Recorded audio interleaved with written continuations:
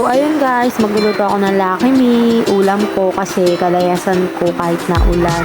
Naubusan nila ako ng ulam. Maangas ang aming pamilya. Char. At yun na nga, nakita ko may apoy na siya. Kaya nilagay ko na ang aking paglulutuan. Yun nga pala po ay nabili ko sa TikTok shop. Char! Hindi ako nagbili si OA ang above. At ayun nga, napasayaw pa siya. Giling-giling. Ang giling-giling.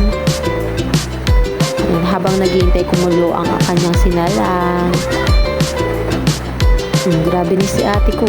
Kimbot na kimbot. Yan, nagpabebe pa. Yan, si ate ko. Grabe nes. Nagpabebe pang abab.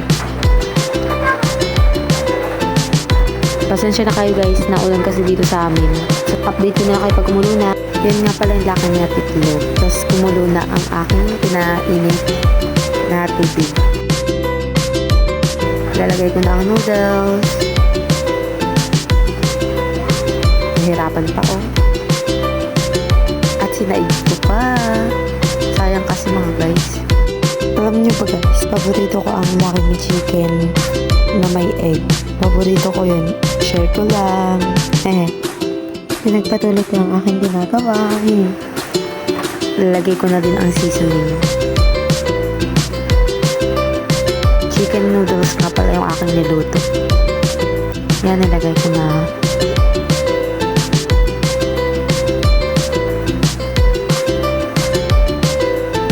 Then, inantay ko na ng kaunti. Tapos, nilagay ko na din yung egg. Sinuit pa niya talaga. At ayan, hinalo na rin. At tinakluban ko. Yun na, luto na siya. Yun na. Wow. Sarap. Bagay na bagay sa panahong maulan. Yan, pinakita pa ni ate girl, no? Yan, nakakain na ako. Pinas forward ko na mga guys. May egg kasi siya. Ayan din ang rice ko. Yan, kakain na above. Ready na. Yan na, pinas forward ko na. Yan nga, kumakain na ako. Akala ko nga matatak